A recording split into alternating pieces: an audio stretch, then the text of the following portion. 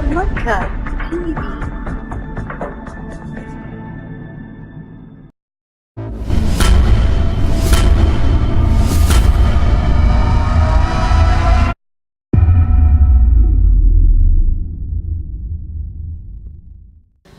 In the meantime, we'll start. We have a lot of good speakers. We have the employment. We have focus table, youth and policing, victim services. So I guess we'll start because it's going to take a while. And if you have any question, we have booth outside. And again, you have the business cards from everybody. So just send an email and we'll get back to you. Okay, so hi everyone. My name is Naima. I'm part of the BCC committee, which is the Black Consult Committee group. I'm just really new at this, so a lot of people are here today, and Toronto Police wants to do a lot of, they want to see a lot of the victim services are here, and we just want to have like a lot of information for you guys, and people are always here, and I hope you guys get the information. And that's it. Naima, she wants to become a police officer, so that's why I've been working with her for a couple months now. And that's one of her dreams. And she told me that a lot of people from this community also would like to become police officer. So it's one of the reasons why we're having you guys. And I met with other really nice lady, and we talked about victim services, and they want to know about the service that we offer. And a lot of the time, it's just a misinformation or not having the information at all. So I think it's very important because you have a great community. And I think that, working together, it's so important. And again, it's that we can make changes, but again, it's like all working together. So now I would like to introduce my inspector. He will say a couple words. Welcome, everybody. Thank you for coming today. And thank you, Isabel, and some of the community members that made this happen, and the Rexdale Hub for letting us use their facility, which they do all the time. I'm Inspector Dave Ridzik, as Isabel said earlier, and I'm in charge of a unit that's called the Divisional Policing Support Unit. We're trying to change the name, and hopefully it's going to be something like a Community Engagement and Partnerships Unit. It better reflects the work that we do. I've got several of the different officers that work in that unit here today, and they're going to be putting some presentations on a little bit later on. And some of the different, even outside of our service, but we are very, very close partners with, like Victim Services is here at the back of the room with some information as well. I guess when I've been there about a year and a half now at the unit, and Isabel is our liaison officer that sits on our Black Consultative Committee. And she's doing some wonderful work, and I think we've got one or two members that are here today with us that sit on that committee as well. And one of the things I talked to her about is I really wanted to try and do some outreach into the Somali community. I came from 51 Division as an inspector down there. I was only there for about a year, and that was one of the things that I wanted to do down in 51 Division, because there's a large Somali population down there that live in the Regent Park area, and I wanted to have some outreach down in that community. And like I said, unfortunately, I got it started, and then I had to, the chief tells you to leave, you leave. So I got transferred up to Divisional Policing Support Units. So one of the first things I talked to Isabel and her Sergeant Basu Usagi about was if there's something we can do up here in this community, but the city as a whole, because there are Somali residents that live all over the city of Toronto, not just down in 51 Division, not just up here in Rexdale. So she's been working on some of this outreach initiatives for a little while right now, and luckily she has befriended the Minister of Immigration and Citizenship, and I think you've become pretty good friends with his wife. And I think he tweeted and put this out through his channels. And we actually met with him last Friday, and some of the conversations we had with him were about working together and trying to come up with some solutions, better educate the public as a whole, but obviously the people in the Somali community as well, about the Toronto Police, what we do, how we do it, and why we do it. And as he pointed out to us, he wants to see some more Somali police officers in Toronto, and so do we. We've had a hiring freeze, unfortunately, for the last, about 2 years now. But luckily, we are hiring again here, and we've got our employment unit here that can offer up some information, not just for police officers, but also for civilians, We also have some volunteer opportunities, auxiliary police officers. I know there's one gentleman in here somewhere at the back that really wants to become an auxiliary police officer. And we also have Ricardo here, who's going to speak about our YIPI program, which is the Youth in Policing Initiative. That is a great employment opportunity for our young people throughout Toronto to get a better inside look at what the Toronto Police do as well. And it's been an extremely successful initiative for the last 10 years. And so there's fall sessions, spring sessions, and a great summer session where kids actually make, well, I guess they're going to be making $14 an hour now. So it's actually a great opportunity, again, for them to work very closely with the police. We've got our Sergeant Brian Smith is going to talk about some of our focus tables, and we've got 4 of them across the city now. One of them that is run out of here, and talk about the opportunities there to, I guess, you know, the police officers are not always the best resource available or avenue for solving everybody's problem. And we sit at these focus tables with many, many community partners that are better suited to perhaps do some interventions in certain situations. So he's going to talk a little bit about that.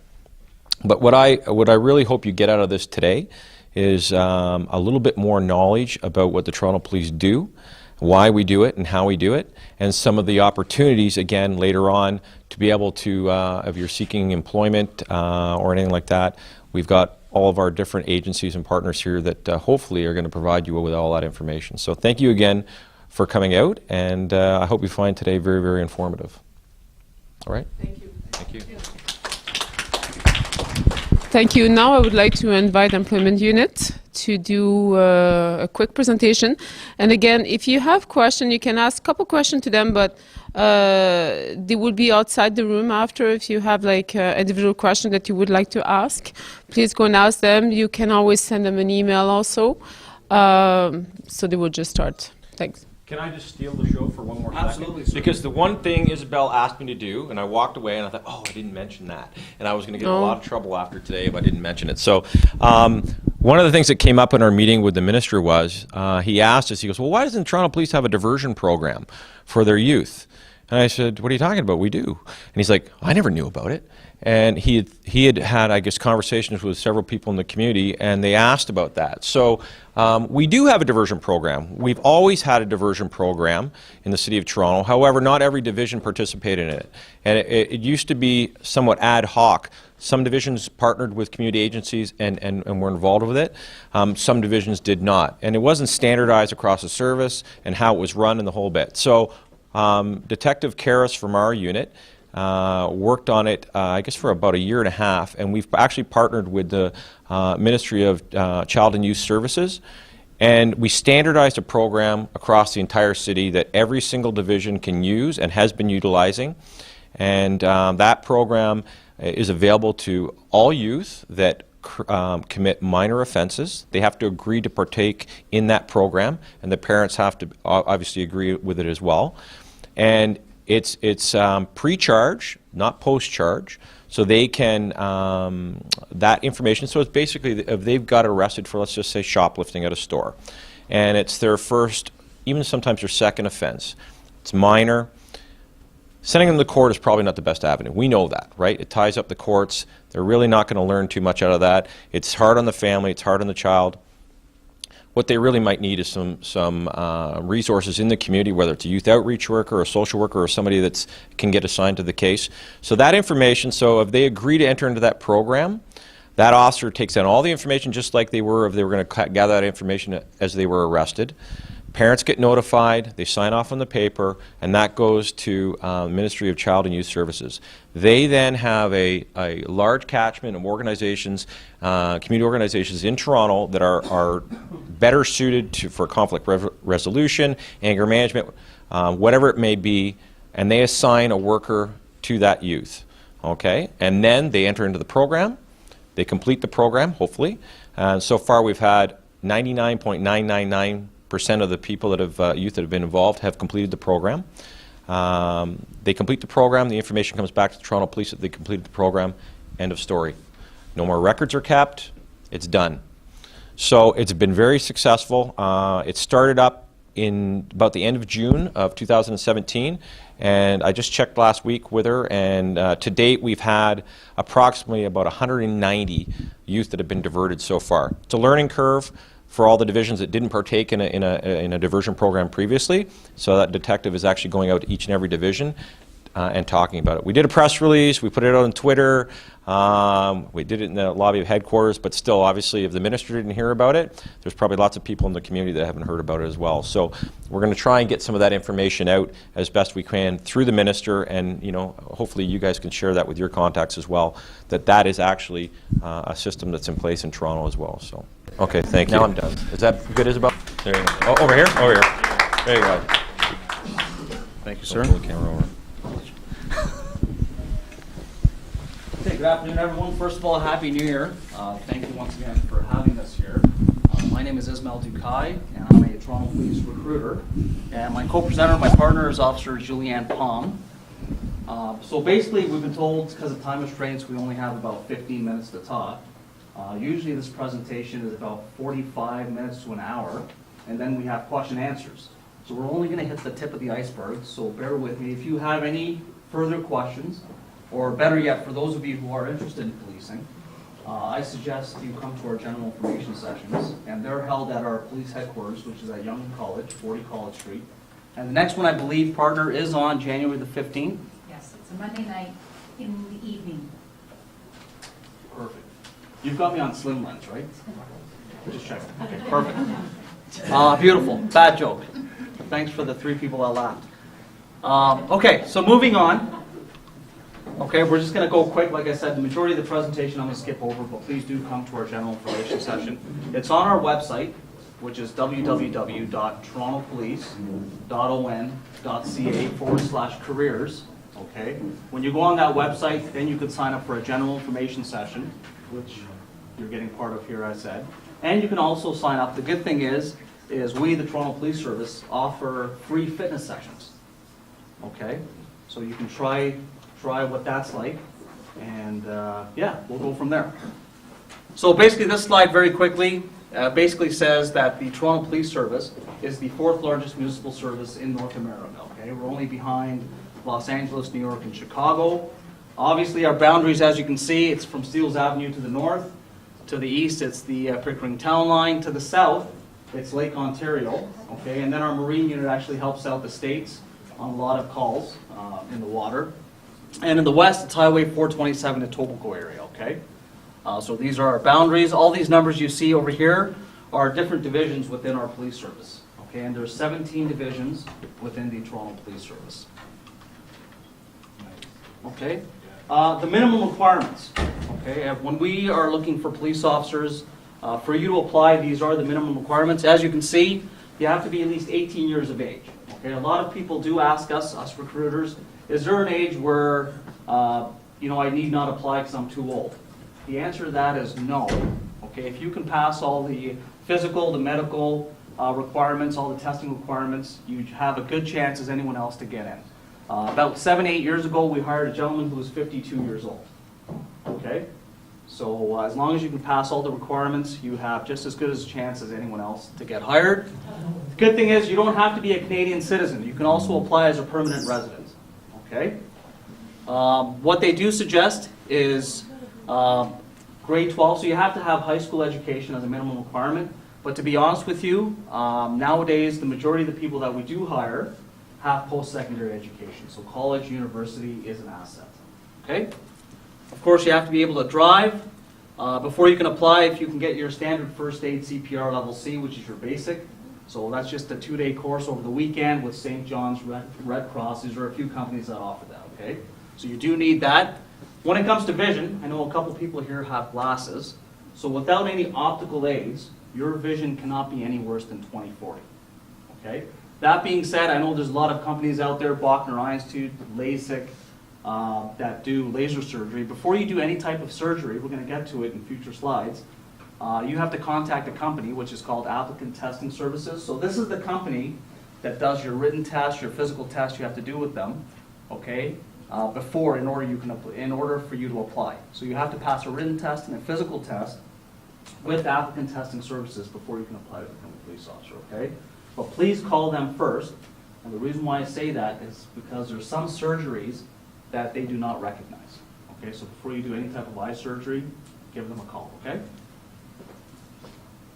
Yeah, so if you have any criminal convictions, make sure you get a pardon, okay, before that. And as we talked about, in order for you to apply to become a police officer anywhere, not just in Toronto, but anywhere in the province of Ontario, you have to have an Ontario Association Chiefs of Police certificate, which you get through applicant testing services, okay? So very quickly, you're going to go through 2 stages of testings for applicant testing services. Basically what it is, it's a general aptitude test, okay? Math, spelling, figure series. So it's a general aptitude test which you have to pass. And we'll talk more about that when you do come to our general information session in more detail. There's a written communications test, okay? And basically what they check is your grammar, your spelling, how neat you write, etc., okay? And most likely it's a, say a traffic accident collision scenario, and it's all mixed up, it's not in order, it's mumble jumbled, and it's up to you to put it in chronological order, okay? Ricardo, you my time guy? Oh, okay, good. I'll spur you on. Thank you, partner. Always reliable. So the third part to this is the physical fitness test, okay? Which we will go over in our presentation. We unfortunately don't have time right now, but when you do come to our general information session at headquarters, okay? So what happens after that? You do stage 1, you leave. This takes about half a day to do, okay, at applicant testing services. You come back a couple weeks later and you do stage 2, which is basically your behavioral assessment,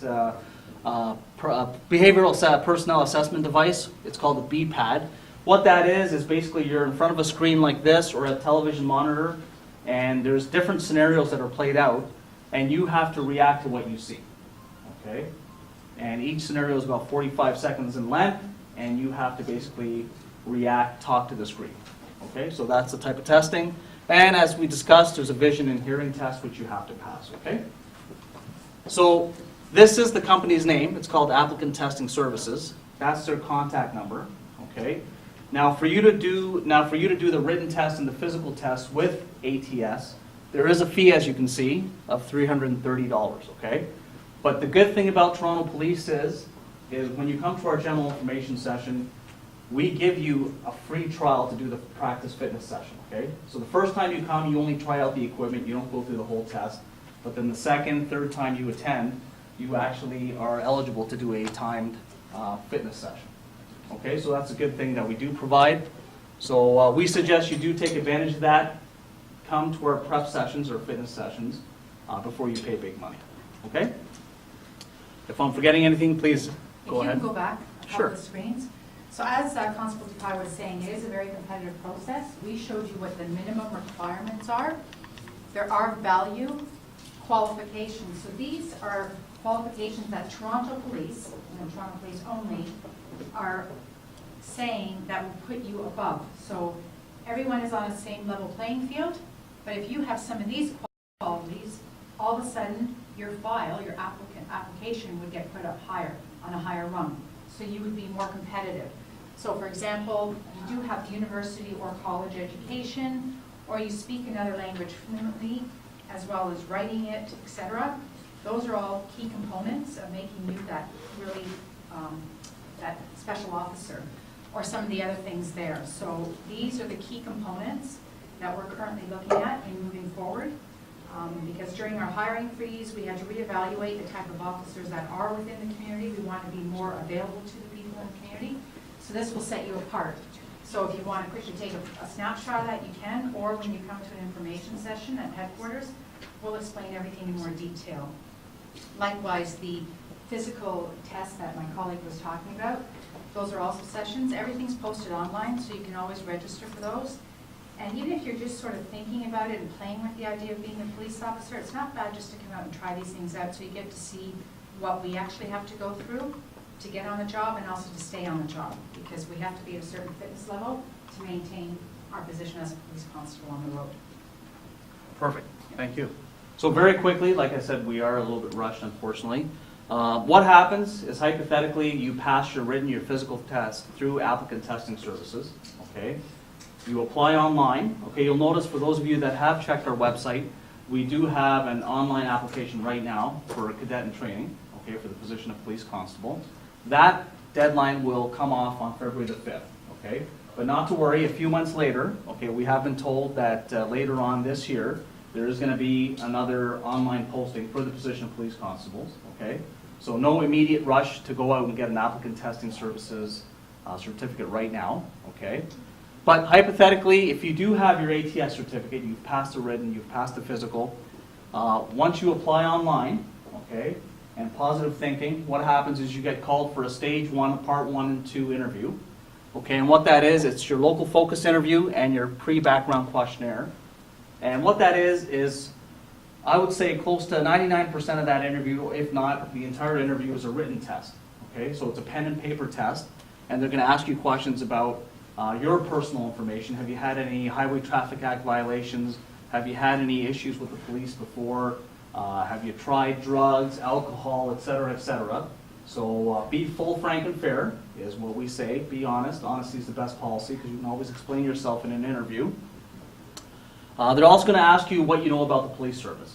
So naturally, any job you apply for, if you're applying to a company, the company is going to ask you in the interview, what do you know about our company, right? Same thing with us. What do you know about the Toronto Police Service? So the more info you have, the more research you do, the more things you Google up, the better, okay? What do you know about our service? How many employees are there? What is the rank structure? The more you know, like I said, the better it is. So that's your part 1, your part 2. And like I said, it's a written interview. So you're going to be in a room with 10, 15 people. And like I said, they're going to check your grammar, your spelling. All of that is evaluated, okay? So what happens after that is positive thinking. You pass your part 1 and 2, okay? Every stage is a filtering process, okay? Because you got to keep in mind, for a few positions, we literally have 1,000 people applying for just a certain few spots, okay? But it's like that everywhere now, right? So what happens after that is then you get called for your part 3 and 4, okay? And your part 3 and 4, as you can see, is basically you come back again. They're going to ask you questions on these competencies: self-confidence, valuing diversity, relationship building, flexibility, self-control. And I know it says communications, but they don't ask you specific questions about communication. Every time you come to headquarters, you're always evaluated on how you speak, right? But basically, based on these competencies, they're going to ask you questions about your life, okay? So we'll leave that at that.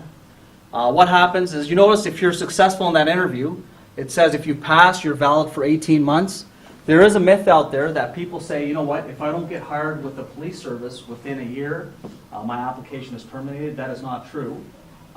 So for example, today is January the 6th. Say for example, you passed part 3 of this interview. Well, guess what? You are now valid. Your clock has been reset for another 18 months from today's date. So it could take someone more than possibly a year to get hired. Okay? Wrap it up quicker? Okay. Your part 4. Remember I told you your part 1 and 2 was all a written test, an interview, pen and paper. Your part 4 is a verbalization of your part 1 and 2. Okay? So they're going to ask you now verbally, what do you know about the service? What do you know? Can you tell us about yourself? Have you had any issues, et cetera, et cetera? So it's a verbal interview. Okay? That's what part 4 is. So the background part, you then move on to the background part, which in my opinion is the longest. It takes the longest because you've got to remember, when you try to become a police officer and enter the Toronto Police Service, we want to know all about you, okay? So this could take time, especially if your extended family, your family is not from here.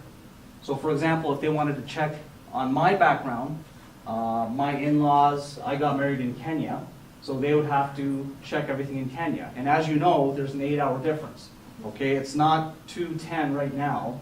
In Kenya, there's an 8-hour difference, so it's in the evening time, right? So this is what takes long. After that process, you get to the psychological portion of it, okay? Now we're going to talk more about that in detail, but once you pass that interview, you're valid for 1 year, okay? And the good thing about this psychological process is if you write it with, say, the Toronto Police Service, and you do apply to another police service, a GTA service, if you're successful in this test, you don't have to do this test with any other service, okay? Because it's standardized provincially. So once you're past the psychological portion, then people who get paid more than we do make the decision of whether to hire you or not.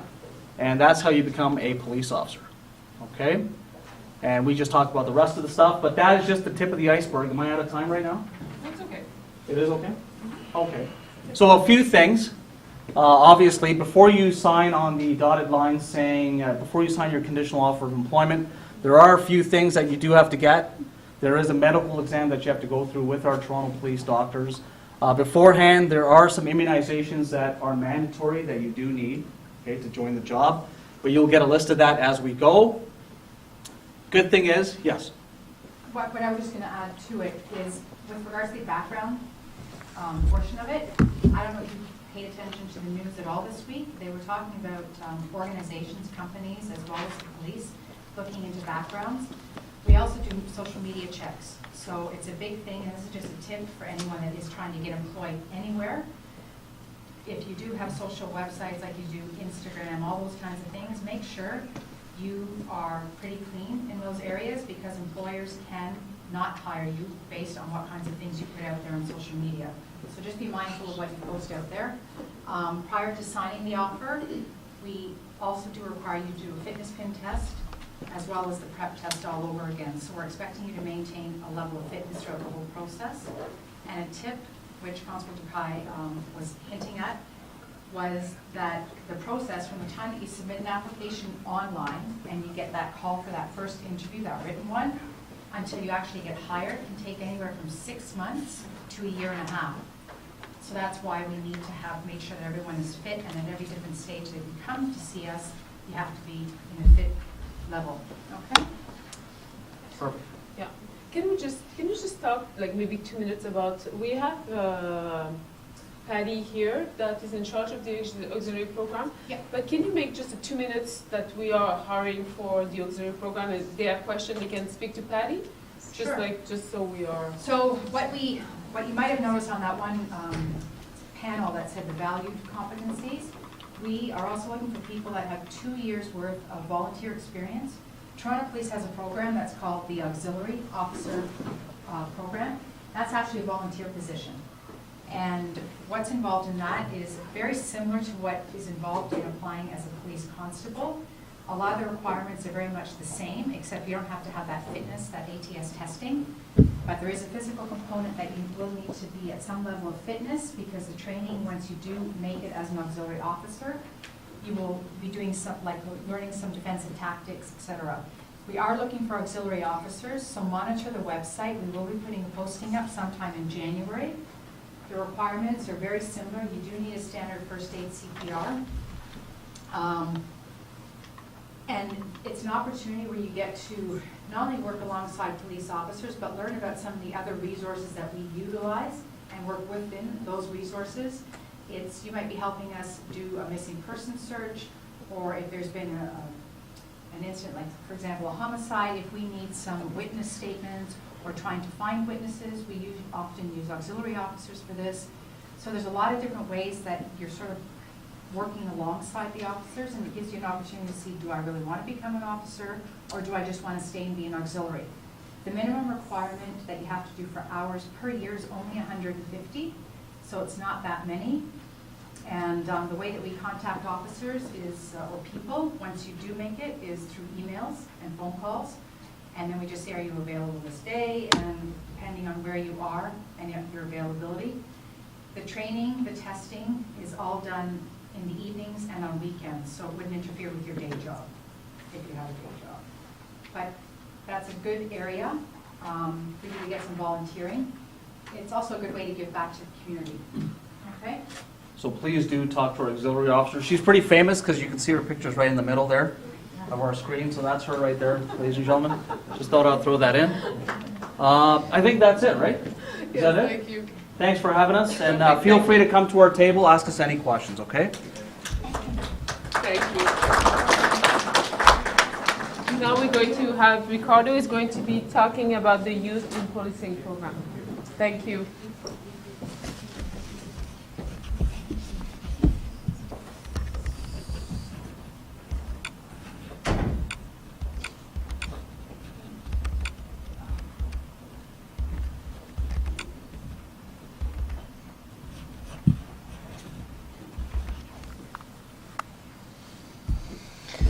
Okay, good afternoon, everybody. So my name is Ricardo. I work out of headquarters with the Youth in Policing Initiative. This presentation normally could take me up to about an hour, so I'm going to do my best. I'm going to try to keep it at about 10, 15 minutes, and then after, I'll be outside at the table. And we also have Saim, if you could just wave. He was an alumni. He was actually in the program in 2015, so he'll be outside as well if you have any further questions about the program. So just very briefly, I'm a civilian member of the police service. So I work full-time for Toronto Police, but I'm a civilian. So I'm not a sworn police officer. I don't carry a gun. I don't have any use of force. I dress like this. That's what I do. So just to give you a real brief history of the program is a partnership between the Toronto Police Service, the Toronto Police Services Board, and the Ministry of Children and Youth Services.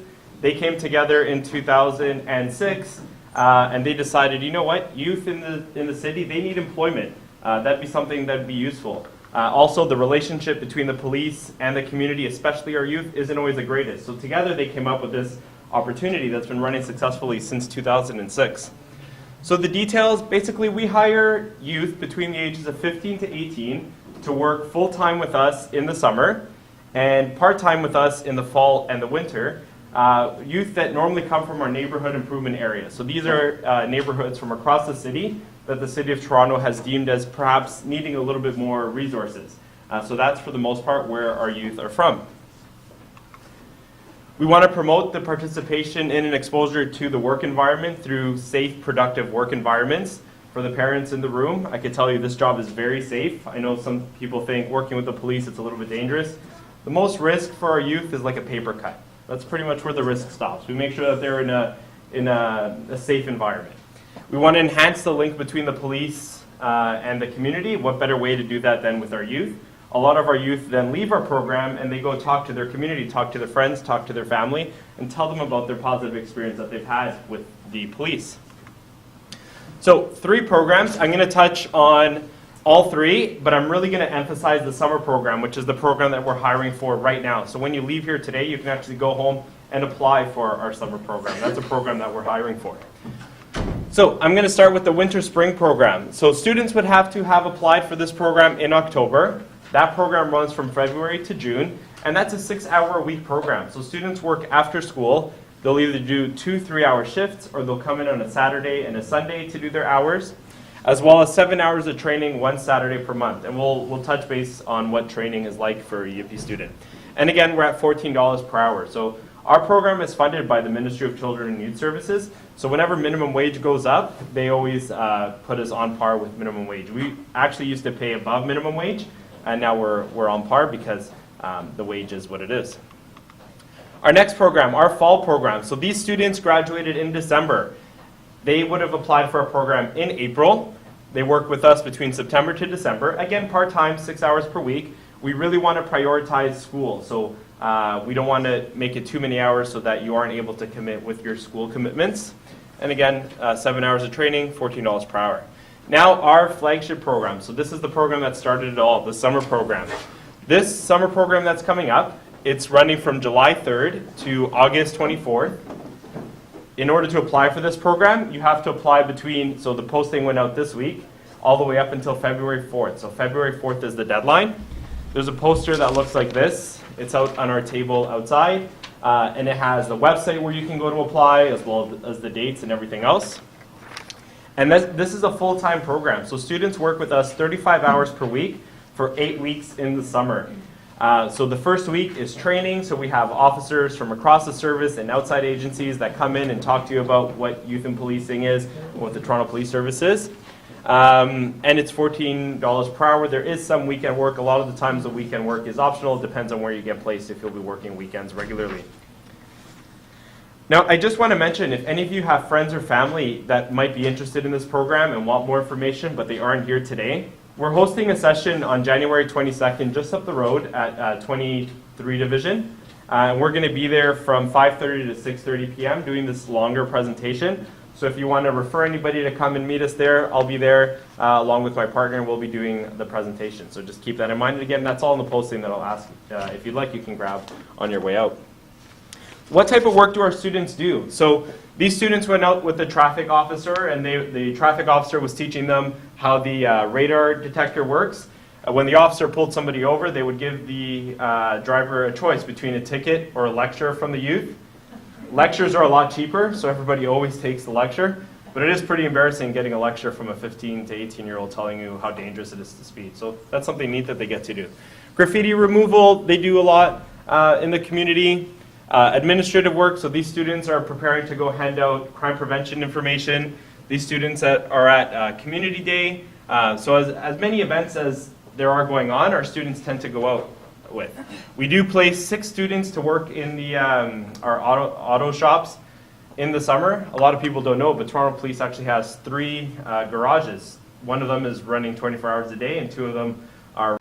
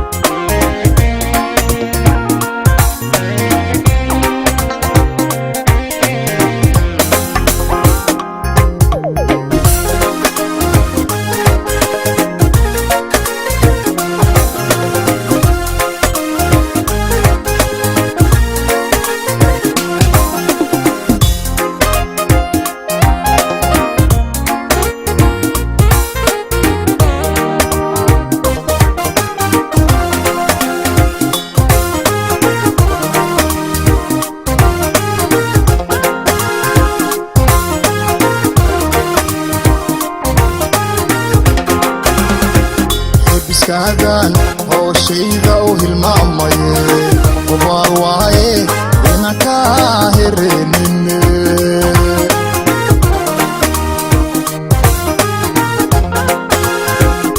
iskaagaan hooshayda u hilmaamaye hubaal waaye ina ka herenine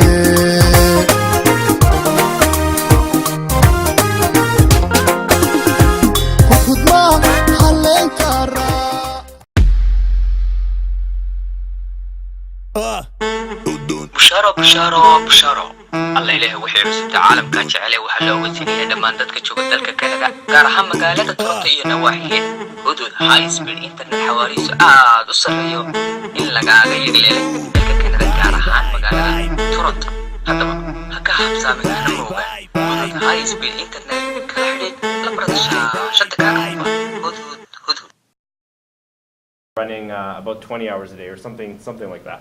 So we do place 2 students there. Again, administrative work, maybe working with horses is what the youth are interested in. So we do send 2 students to work at our mounted unit. This student is not being arrested. He's actually filming a video about the dangers of drugs and alcohol, especially when consumed in a park. So this student, along with some other students, some officers from 11 Division and our video services unit, they all work together to come up with a video on the dangers of doing drugs and alcohol in a park.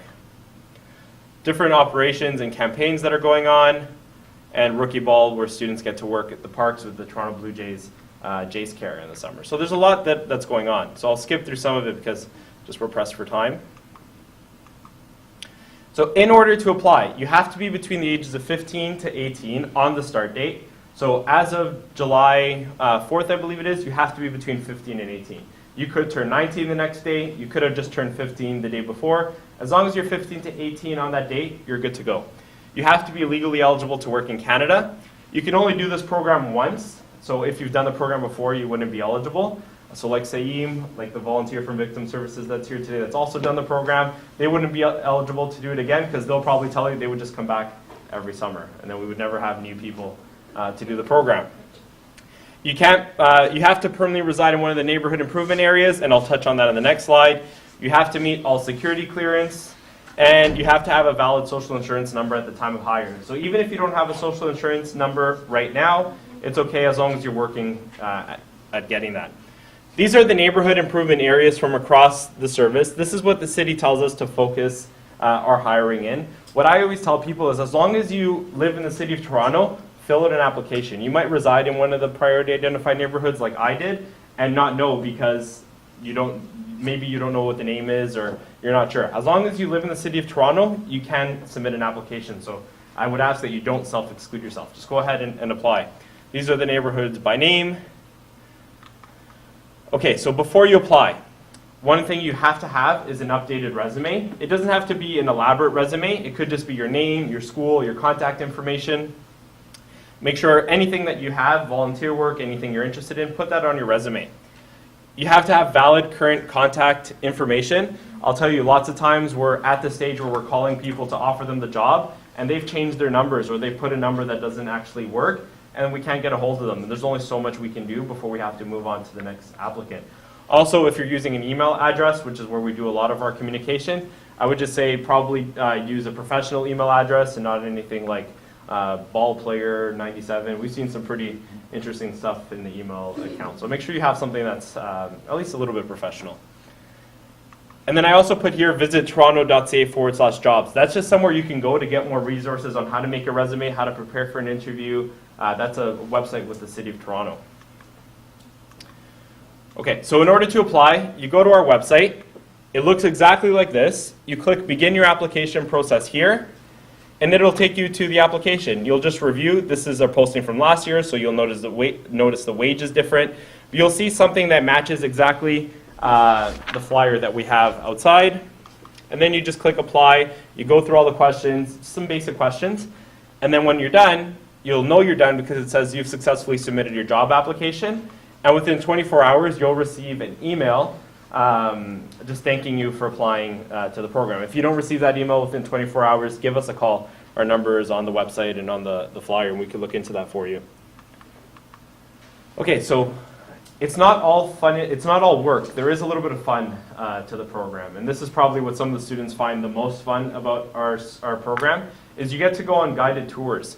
So you get to go see all of our specialty units. You get to go see our forensic unit, which is like the CSI of Toronto Police. You get to go see our marine unit, so our boats like Constable Dukai was talking about. Our mounted unit, so even if you're not placed there, you get to go visit our horses. You get to go see our dogs in action. You get to go visit 51 Division, which is a cool architecturally constructed division. Our Toronto Police College, where every Toronto police officer goes through to become an officer, you get to go and visit that and see what that facility is like. You get to visit the Toronto Intermittent Center, which is like the weekend prison that's down in Etobicoke. When the students go and visit there, parents, don't worry about it. There's nobody there. It's empty during the week, and that's when our students go and visit. And we have our emergency task force, which is like the SWAT team of the Toronto Police. Students get to go and visit that. And in addition to the work, in addition to the tours, the Ministry of Children and Youth Services also provides us with the funding to provide additional training. So every student that goes to the program has an opportunity to do their first aid. So not only do you not have to pay out of pocket to get your first aid done, you actually pay to attend the first aid classes at the Toronto Police College, where all of our officers go to take their first aid training. So that's a pretty neat opportunity. We also have other programs that come in, like money management programs, because of course you're going to be making about $3,000 to $4,000 during the summer. You want to learn how to manage your money a little bit, and you get certificates for that as well. All things that you could put on your resume when moving forward. Victim Services also comes and does their presentation. Again, just letting our youth know what Toronto Police has to offer so when they move on. So that's how you could reach us. All that information is also on the flyer. Again, I ask everybody if you grab a flyer on your way out. I'm also going to be out there with Saeem. We'll be able to answer your questions. But does anybody have any questions they'd like to ask right now? No? Okay, well, thank you for your time. One question. Yes? What's the maximum that they can hire? We hire 100, good question, 150 in the summer from across the city and 63 in both of our after-school programs. So most of the kids that are on the video, like if some of the kids, they don't want to be shown. Yep, it's up to them. So every student gets the waiver for photos and videos, and then it's up to them whether or not they would like to be in it. Yeah. Any other questions? No? Thank you.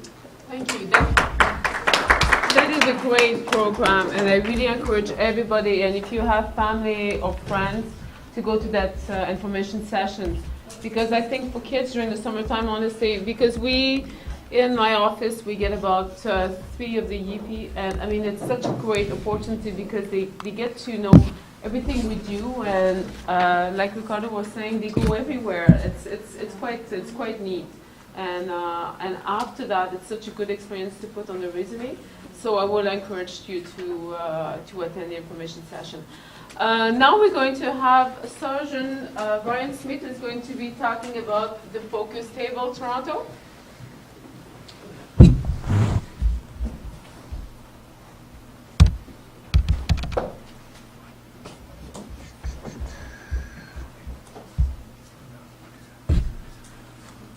Hello, thanks for coming. I just want to talk briefly about a program that's going on every week here in Rexdale. It's called Focus Rexdale. And Focus is a collaboration between the Toronto Police, the City of Toronto, and the United Way. And there's approximately 90 agencies, community agencies, here in Rexdale and across the city that come together every week and meet to discuss some of the most troubling and worrisome cases that are happening in the community. So they all come together basically to help people. So the oldest table is Focus Rexdale. It was the second situation table in the country. First one was out west. There's now about 80 tables in the province of Ontario alone. So it's a very successful model. People have come from all over the world to come here to the Rexdale hub to learn about this model so that they can go back and try to replicate it in their home countries. We've had representatives from 5 continents that have come here. So it is a good success story for Rexdale. It's been academically studied multiple times, come up with best practices so we can tighten up on things. From the policing perspective, we love the model because we receive the 911 calls. 24 hours a day, we receive the 911 calls, and we show up at these calls and we do our best to bring calm to the situation. But in most cases, it's these underlying issues that are happening in the community and in the household that is causing that eruption for that 911 call. And we come, and as you know, police aren't experts at mental health. We're not experts at getting somebody a job. But there's lots of people in the community that are experts, and they do this every day. So we actually work to connect those individuals to those services for the most critical cases. So Focus is just Toronto's brand for this situation table, furthering our community's uniting services. So these agencies are sitting every week here at Focus Rexdale, trying to help people in the community, every single week. Now, all of these agencies here have front doors, so I encourage you to take a picture of this, and if you see, any of the agencies there that can help your neighbors or your community or your family in a particular situation, please reach out to them directly. And then these agencies, as well as the Toronto Police, when they come across situations that are beyond their capacity, like for instance, if one of the agencies that sits here is Reconnect Mental Health, and they have office space here at the Rexdale Hub. So what happens if Reconnect Mental Health has a mental health situation, but then they start to look at the family and they realize, well, the father just lost his job, they're worried about the child joining a gang, and the older brother got arrested for something. So how can they get involved in that situation to try to help not just the one person, but everyone? So that's where this collaboration works together. So Reconnect could bring that situation to the table, and then all these other agencies, maybe 3, 4, or 5 other agencies, can get involved and try to help that family and that individual. So the cases only looks at the most serious situations, right? Because normally you would go to that agency direct. And it's the agency that brings the serious cases to the table. And we call it acutely elevated risk. So there's immediate need. And basically what that means is that if we don't help this family and we don't help this individual, there's going to be another 911 call, somebody's going to be homeless, there's going to be something serious is going to happen. So we need to all come together to try to help them and rectify that situation the best we can. So this is kind of just a visual here. So this, here's a table, different sectors sitting around the table. And there's a process because, you know, privacy and confidentiality is very strict. So there is a process. After the table, the agencies that are going to get involved to help the family and or the individual, they have a little huddle and they decide amongst themselves, okay, what's the best plan? And then they go out and they knock on the person's door. That's the best practice, is to knock on the door, and they offer that family and that individual services, which is pretty unique. Because as you know, most times when you want to get a service, you got to fill out forms, you got to wait in line, then you wait for phone calls. But for the most critical ones, we wanted to bypass all that, and we wanted to go right from the table to the door. And this is supposed to happen within 24 to 48 hours. And then offer services. Now it's consent. You know, if a family or an individual just ultimately decide they don't want services, then that's fine. But at least they'll get offered. So the sole purpose of this table is to connect the family and the individual to those critical resources in their community. And then those agencies then go on and do ongoing program or whatever they normally do. So that's the purpose of the table. So it looks like one of the colors isn't coming through very well, but this is just an example of a situation. So it came to the police's attention that somebody had died in a home, and that person was the breadwinner. They had the employment, but the people left in the home had serious mental health issues, that they couldn't work, they couldn't leave the home, they didn't know how to leave the house to buy groceries. So that came to the police's attention, and they realized that that basically all the food had run out in the house, and they were living on dried rice because they didn't know how to eat, right? Because the breadwinner had died.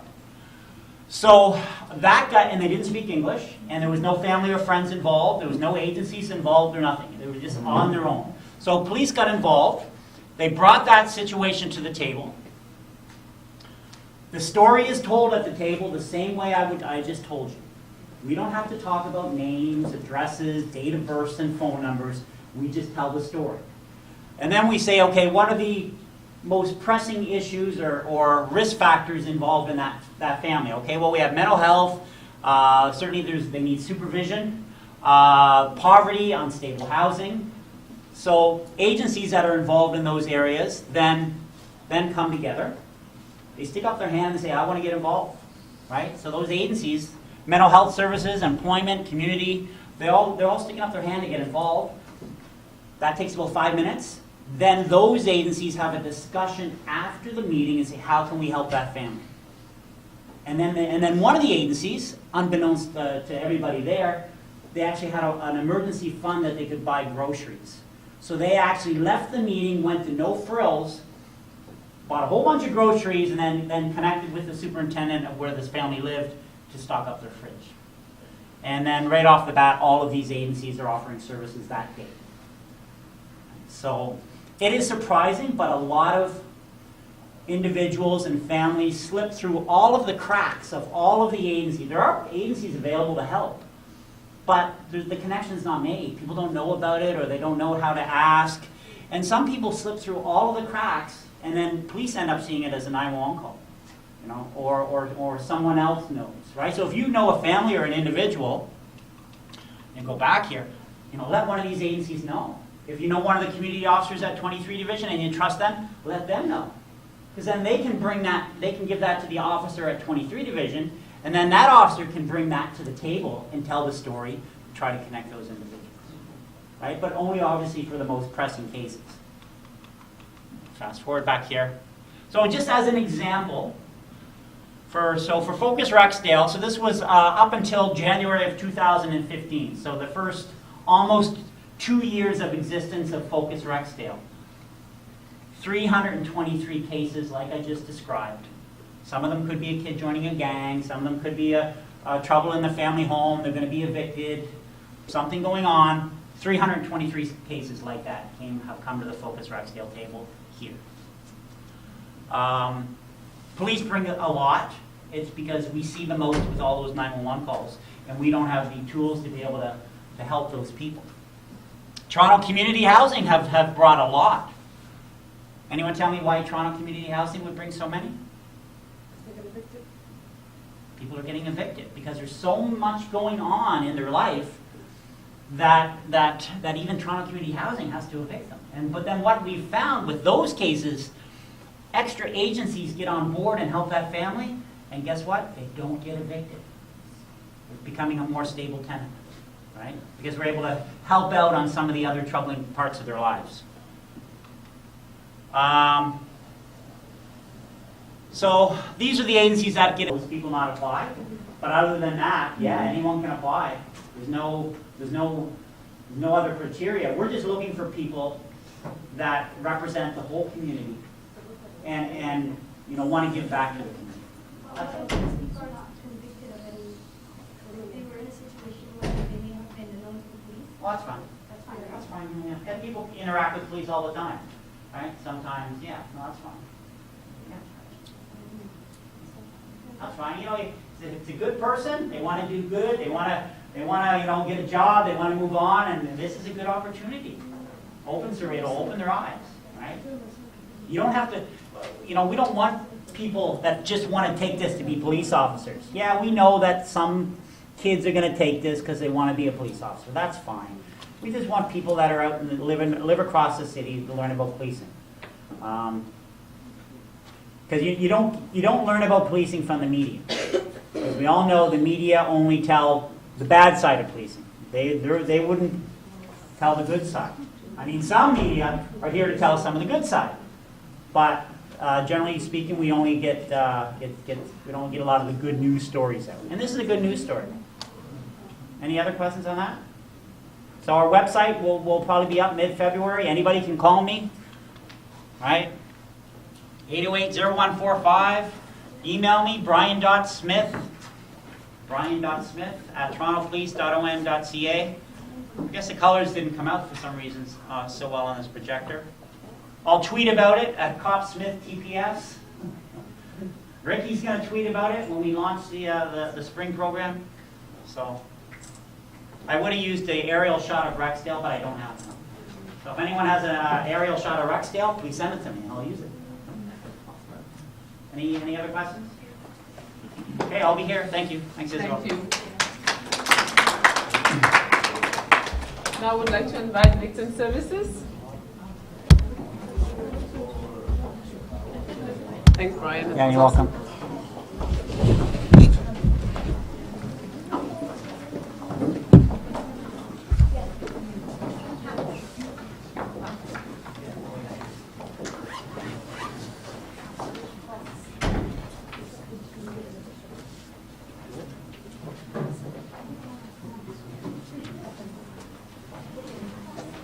Thank you everyone for your patience, and thank you very much for coming on such a cold day.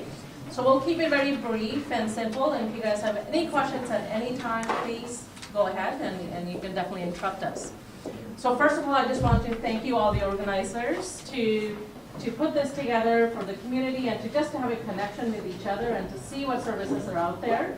On one way, I'm glad that you never had interaction with us because we normally are involved with families that have either suffered a tragedy or a loss or been a victim of a crime.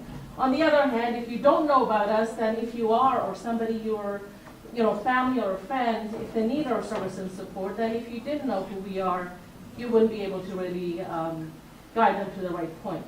So Victim Services Toronto provide support to victims of crimes or sudden tragedies. The program I manage is a crisis response program. So I think it runs 24/7. Sorry? I think Ilham was going to introduce all of our stuff. Perfect. And we also have Ilham, who's going to introduce us and her in Somali as well. Okay. Just a brief English introduction first. My name is Ilham, and I've been with Victim Services Toronto for around 5 years now. I started at the end of grade 12 looking for a place to volunteer and sort of gain insight, especially a lot of issues that are prevalent within our community. I kind of wanted to somehow gain knowledge so I can end up giving back to them one day. And so I found Victim Services, but initially in summer of 2011, I was actually part of the YIPI program. And so again, I was working alongside Toronto Police, and just getting to see what they do every now and then. And from there, I actually saw a presentation from Victim Services, to which I ended up applying and wanting to volunteer for. I actually started as a volunteer with the youth leaders, and now I currently work there as a communications liaison. So I manage the youth, like lead meetings, and we also talk about issues that are prevalent amongst our communities. Yeah, so I am going to try my best to translate in Somali the services that Victim Services provides, what Kieran does, what Sarah does, their roles in the organization, and where you can seek help. So, assalamu alaikum wa rahmatullahi wa barakatuh. Magacaygu waa Ilham. Waxaan rabaa inaan ka hadlo aqoonta aan u leeyahay shaqooyinka ay qaybtaan booliiska Toronto iyo Victim Services Toronto. Marka hore waxaan la shaqeeyay Toronto Police. Waxaan ku jiray barnaamijkii Yippee sanadkii 2011. Aniga iyo dhalinyaro kale ayaa la shaqeeyay booliiska. Waxaan ka caawinayay shaqadooda. Markaan dhameeyay barnaamijkii Yippee, Victim Services Toronto aan helay. waxay rabeen dhalinyarada oo volunteer rabaan. Hadda waa la shaqeeya Victim Services Toronto, laakiin marka hore waxaan ka bilaabay volunteerkii. Dhalinyarada hadda aan la shaqeeya. Sidoo kale labadan way ka shaqeeyaan Victim Services Toronto. Magacyadooda waa Kieran and Sarah.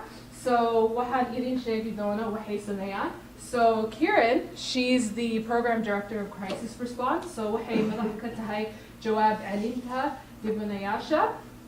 Sarah, she's the program director of TIER, and waxay madax ka tahay dhalinyarada xalinta dhibaatooyinka. So now I'm just going to briefly tell you guys what Victim Services does. So Victim Services Toronto waa adeegyada dibanaha, waa urur aan faa'iido doon ahayn oo caawiya dibanayaasha dembiyada iyo masiibooyinka ku dhacaan.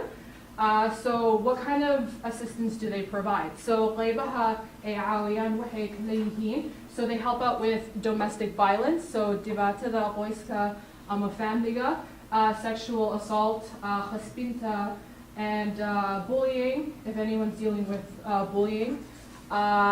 Suicide, istilida, human trafficking, iibinta dadka, subhanallah, hate crime, so dembi naib, gun violence, any gang gun violence, so rabshadaha hubka, robbery, tugada, fires, kubashada, and jabinta, so if anyone breaks into your house.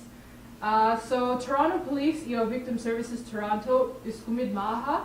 Dadku waxay aaminsan yihiin inuu isku mid yihiin, laakiin waxay bixiyaan adeegyo kala duwan. Lacagaha la siiyo waxay u isticmaalaan inay ku celiyaan ama ugu shaqeeyaan dadku lagu talagalay. So Victim Services Toronto waa inayan sirti sheegin ama bixin. It's all confidential, anything that they tell you. So Victim Services Toronto wuxuu leeyahay barnaamijyo door ah. So Kieran and Sarah are just going to tell you guys the different types of programs that they offer. So, as Ilham mentioned, so we're not part of the police. I think that's one of the biggest misconceptions. We're not part of City of Toronto either. So we're a non-profit agency that is funded in part by Ministry Attorney General, funded in part by the City of Toronto, and in-kind support by Toronto Police. So we're located at headquarters, police headquarters. So they have donated their space to us, and that's the relationship we have. There's no information freedom back and forth. It's a confidential service. It doesn't have to be police referral only. Anybody can call us. We do have a police dedicated line because sometimes victims interact with the police first, and if they need assistance, they call us immediately. Homicides in general, 100% of the time, homicide unit must make a referral offer of Victim Services Toronto to the family. Whether the family chooses to accept that assistance or not, but at least the offer should be there. So please let us know if you need that to be a little bit more fluid or clarified further. I can explain that further as well. So anytime there's a crime or sudden tragedy happens and the police is involved, they will call us And then my team, which is a crisis response team, immediately will go out, make a phone call to the community, to the family, and offer to either come see them in person, or so that we never will ask you to say, you come see us. We will come see you anywhere you would like us to be. If people are comfortable talking over the phone, we will do that as well. We're open 24 hours, and we have over 35 languages that we can directly communicate in the community with. If we need interpreters, we have interpreters available as well. So one of the examples I'm going to give would be in regards to a homicide. So let's just say homicide taken place in a building. So there are many moving parts that are victims. Could be a witness, could be a friend who was right beside that person who died. There's a family that's involved, and there's also a family that we supported who were just happened to be waiting in the hallway with their little children. So now we have all these individuals who are victims, and my team supports all of them separately.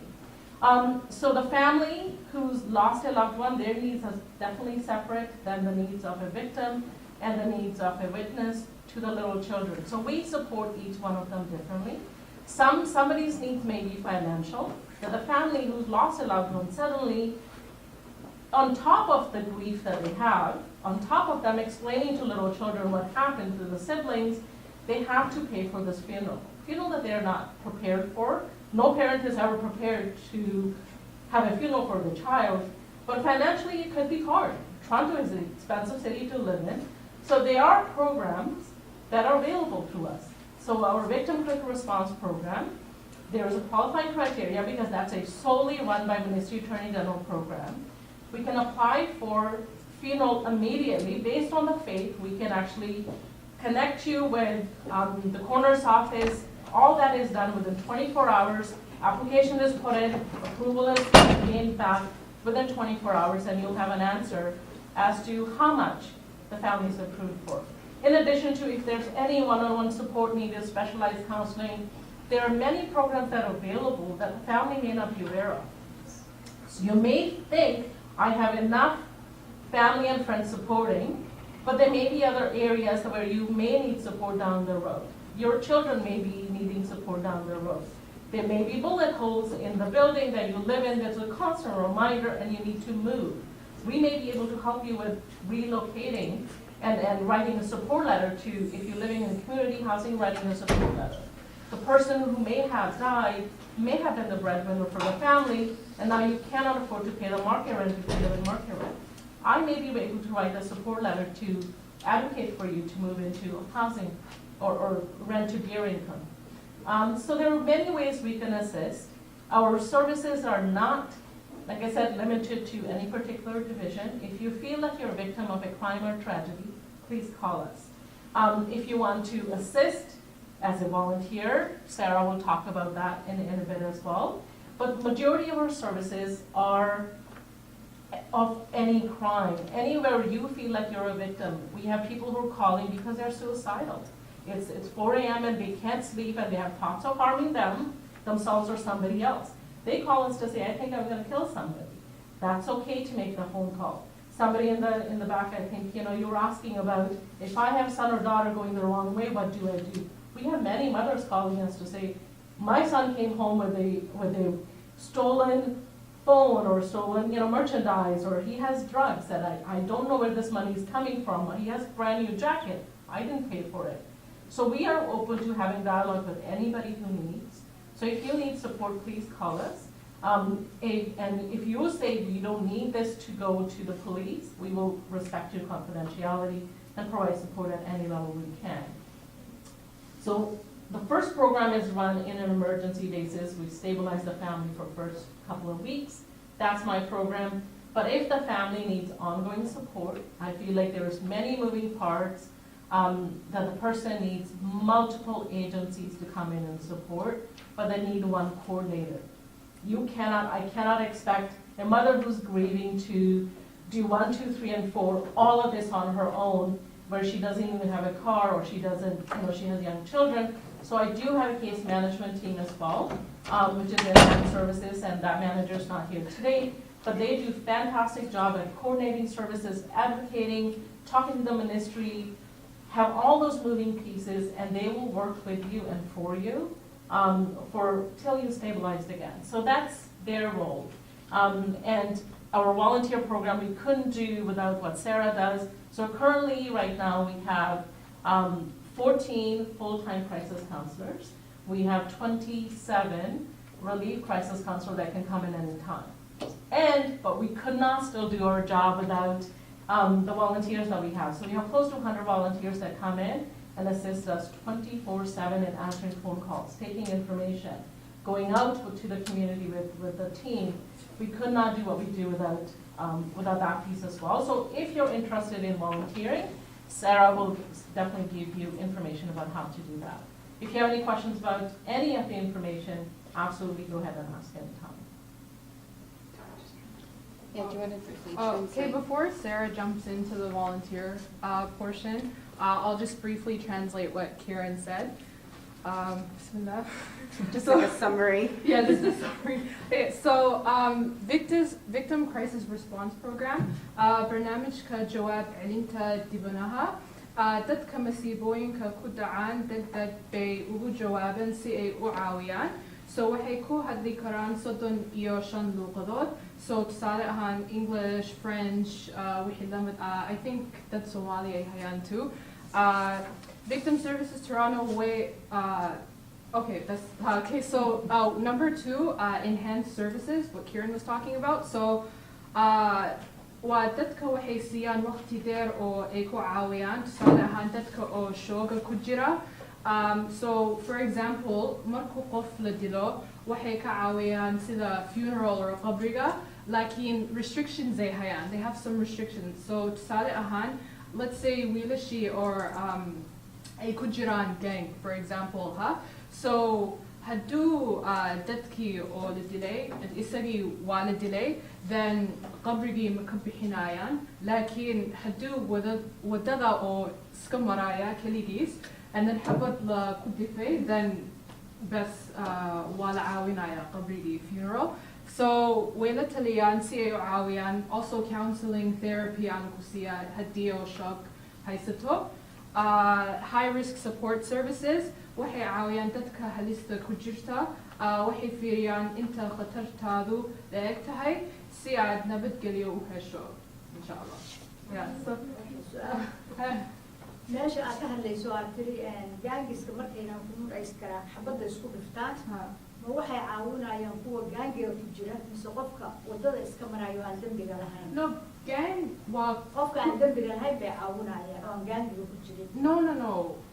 Sarah waxay sheegtay gang waa ku jirtan kartaa, waa ku jiri kartaa laakiin qofka waa ku jiri kartaa laakiin soo raali ahaada laakiin qofka gaangiga ku jira ogow dagaalkiiba ku jira waxbuu dilay. If dagaal ku jira anaa xabad qofka miskiinka wadada maraya xabaddu ku dhacday baa la caawinaya laakiin gaangiga ku jira lama caawinayo.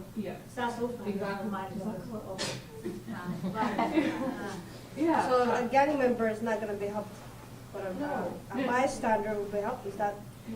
No. So there's restrictions, right? So the funding comes from the Ministry of Attorney General. So Victim Services needs to get approval from them. So the individual can't be in the commission of crime at the time of their death. At the time of their death, right? So they could be a gang member, but maybe they're just coming home from school or from working that day, right? And they get shot and succumb to their injuries and they die. So in that case, it could potentially be approved for their funeral.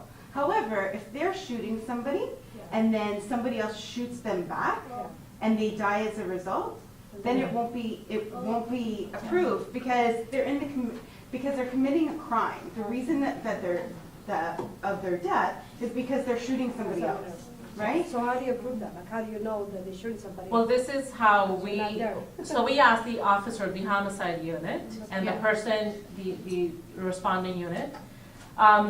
The ministry asks a question: if this person had lived from their injuries, would that person be arrested at that time? Not for other unrelated issues or pending charges, nothing to do with that. In that particular moment, if the person survives their injuries, would they be arrested? That's the question we ask the homicide unit. If the answer is no, we are not investigating into the person's past. They could be a gang member, and that could be for many different reasons, and that's a separate conversation we can have. But if that is not what the ministry is asking, they're saying at the time of the death was the person in a commission of a crime, where they're breaking into somebody's home and they got shot. Would they be arrested if they had survived the injury? If the answer is no, then that's a clear application. So who can move that kind of case? Because there was a case about 3-4 months. I have to lose myself. Yeah. I was walking and has been shot, and I'm the first one who was helping. Yeah. So the media, they twisted the case, and they said there was an argument. So they were trying to say, you know what, the guy will arguing, and he has been shot. So it took for a while to help the family. The family were grieving. And sometimes they were displaying the child was arguing with the other gang. And I was the first one who came to help. Yeah. And sometimes, you know, they can twist the case, and they can tell them, you know, We don't listen to the media. That's one thing we don't do. The media has zero influence on the outcome of their eligibility. It is strictly, like we ask if the officer, homicide officer is saying, I'm not entirely sure, then we put that in the information. So I'm not sure what happened, we're waiting. So the application will be pending. We don't go back to the family member saying they're not approved, because having an argument is not a crime. You can have an argument, it's most likely is not going to be a viable option for you if you're having an argument with somebody who's holding a gun and is a gang member, but it's still, that person is a victim, they're not in a commission of a crime. You can have an argument with somebody who has a gun. You're not in a commission of crime because you shot as a result of an argument. So that is, to ministers, a clear guideline is it a chargeable offense by criminal code, not by moral dilemma. It could, none of that matters. It's strictly by, is this a chargeable offense at the time? Yeah. After that, and they are allowed to have the family. But even they will come back to the witness who came there first to ask like what happened. Yeah. And this was argument on this and that. But it looks they were just listening to the media was saying about that guy. And when you say they were listening, are you talking about the detectives? Or I'm talking about the 15 steps that you guys wait, they come to the family to help. Yeah. They come back in after a few hours and they say, there was just about the lamb here. Because we hear from the media, there was kind of arguments, two guys, and there was no argument at all. But the family were grieving. At the same time, it took for a while. Like the family, they have to use their own money. But then they have to give them back the money. And then even the people who's responsible for the case come to ask the witness to say, guys, was there any argument with this happening? But it took for a while, but finally they approved it. So sometimes it takes tough to be approved. I may gather some information from you after, just to make sure who handled the case, but never that at Victim Services Toronto, because we're not the holders of the money, it's not our money, we're working with you on your side, so we would always advocate. So the only thing could be that the ministry already has some sort of, maybe the other person's, so if both people had died, that's the only time it will be in limbo. If there were 2 shootings and both people died, and both family has submitted applications, that's the only time I have seen a case in limbo where ministry had to decide, and that's, again, it's not my decision. We don't have to do anything. Ministry and the homicide unit can figure this out, which family is entitled to the financial portion. But emotional piece, we will absolutely provide support. That is, we're here to provide emotional support and trauma counseling. There was no other victim has happened. It was a drive-by shooting. That's right, I would like to gather more information and look into it further to see what happened in that particular case. You asked him before, last week, and happened, you asked him before, victim safety. No, you asked him. I just want to, there's a few confusion because there's a crisis within the city of Toronto. Crisis, that's why. That means, they have nothing to do with us. The city of Toronto has a crisis response program, which is, and we've been actually going back and forth for years with them to say, please change your name, because their program, actually, they cannot do any of the financial piece at all. They don't have that. So their and I believe in this area, it's Saleha who's in charge of sort of coordinating services. Their portion is to stabilize the community if something has happened on community property, housing or, you know, on the hub, which is a City of Toronto property. Their job is to coordinate services and get portions moving to stabilize the community. They're not supposed to be assisting one-on-one, because that is not what they're trained to do or mandated to do and skilled to do. So that's maybe where the confusion is, because it wouldn't be my team at all saying, we heard this from the media, we don't know. They will never ever say that. We actually say the other way around, to say media is going to play a lot of, you know, because that's what people watch. So we actually ignore the media piece and say we're going to focus only on the facts, and the facts are such and such, and the answer given based on that. Yeah, I think the confusion comes from the fact that the crime response is the first one that comes in when crime happens. And I think many people get introduced to them first, and then the new guys come in. So I think that's why they're the ones that usually people see. But I think if your program was invited into many parts of, especially neighborhood improvement areas, and certain communities or certain ethnicity that you haven't reached out to, where there is a high crime, I think then they don't have to wait until crime happens, and then now absolutely in, and they're not aware of your services. My second question, that's just clearing out the fog that was going on. The other question that's when you just said to help with the personal and like all that, I know that us again going back to like for example the neighborhood areas or communities that are asking assistance sometimes. There's people that don't know that when their loved ones were victimized and they're now passed away, that those services are not there. So, and again, we see that those families who go into either debt or get support by other communities where sometimes other communities can't help. Yeah. They're forced in a way to help, and like I mean, it's, you know, the donation. You can't tell people to donate to help when it comes to like a burial.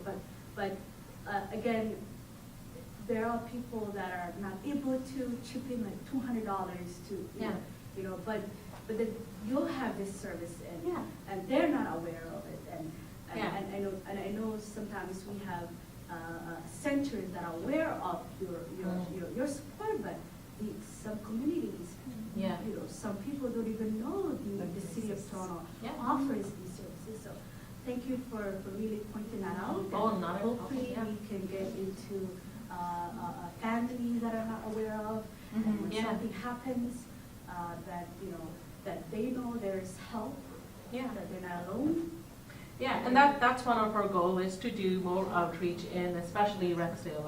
I feel like this is the area, like especially in human trafficking and homicides, this is where we're constantly catching up. And unfortunately, because I run a program that's 24/7, so most of the time I'm either supporting the team or we're working all the time. So we're playing catch up, but this is the piece, I think, the outreach piece, but also separating us from the City of Toronto CCRP, I think is very vital. This is most likely third or the fourth time I've kind of heard to say, oh, I thought you already came, and I said no because you just left me a bunch of brochures. That's not what we do. So, what they do, I think they're fantastic at what they do, but I think we need to clearly define our services. Our services are immediately after, we're here to support you in any way you can. If you need time off for school, if you have family or loved ones that are back home that need emergency visas, that's what my team does, advocate for emergency visas so they can come and say goodbye to their loved ones. we provide support in, writing support letters to schools, employers, to say they need time off. So you don't have to make those phone calls. Relocation, ongoing support, specialized one-on-one therapy, that's what my team does. So and I think I apologize to the whole community if there was miscommunication on our part and maybe lack of information, but we will try our best to do more of this so we can go out and, clear the air. Because the services are there for the community. And we're just facilitators. And it's hard for us to do our job if you don't know the services that we provide. Yeah. So I think we'll take one more question, then I'll get into our I just want to volunteer. make sure people understand the victims of for you guys, you have to fill an application to get your services, correct? No, they can just call us anytime. There's no application. Application is only for where you're gaining financial assistance or monetary funds from the ministry, or you getting a specialized counseling, which is up to $1,000 per family member. So anytime there's a dollar figure involved, then that would be. But if you're coming to us for counseling directly, gaining counseling service from us, it's free of charge. There's absolutely no charge. But if you're looking to say, I need to speak to a therapist, or have a son who is not willing to speak to us, and because we're short-term, and we have to move on to the, unfortunately, the next one, so we have to make sure that you're connected to somebody long-term who's being paid for it. So that's where the application must be filled. Yeah? Police headquarters. Oh, I mean, is it So that's a police headquarters downtown, so Young and College. Yeah, that's where we're located. But like I said, you don't have to come to us for mobile. We'll go to you anyway. So, and just so everyone knows, we do work with over 150 to 200 volunteers. So our volunteers work side by side our crisis counselors. So in order to be eligible, you have to be over the age of 19. We're really looking for individuals who can work well under pressure, who can work in a fast-paced environment, good in a team environment, good working independently as well if needed. We provide all of the training that's required.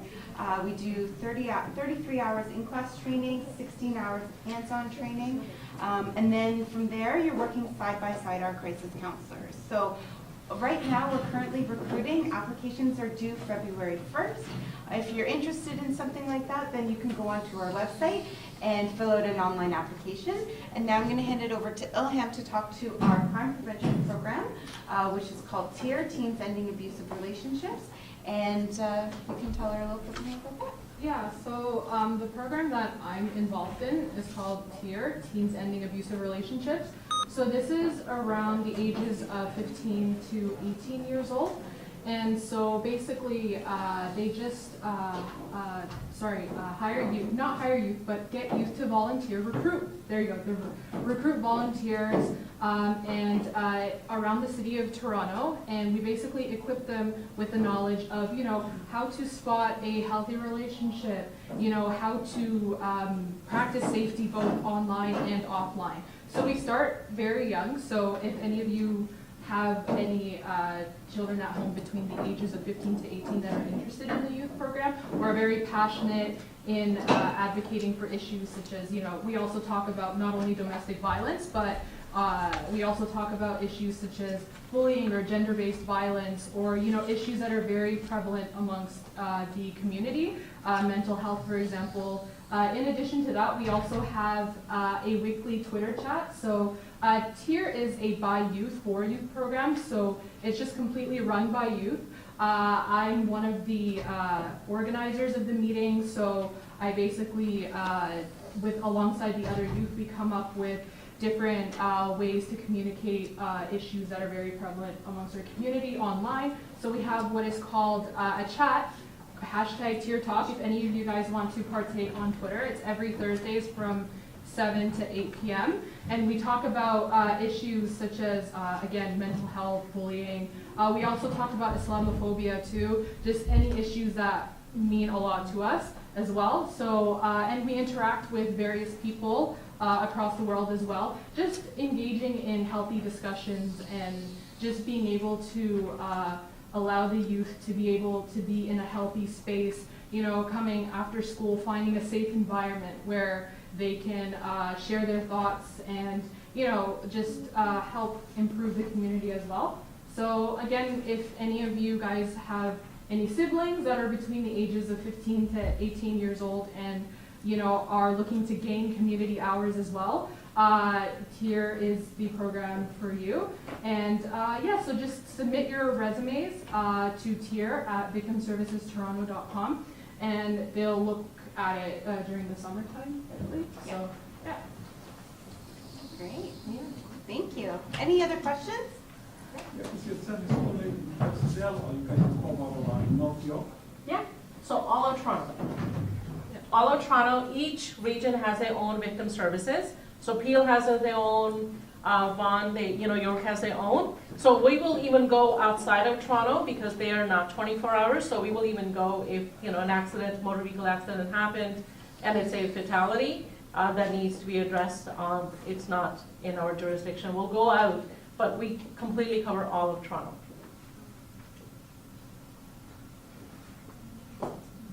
Well, thank you very much. Thank you. I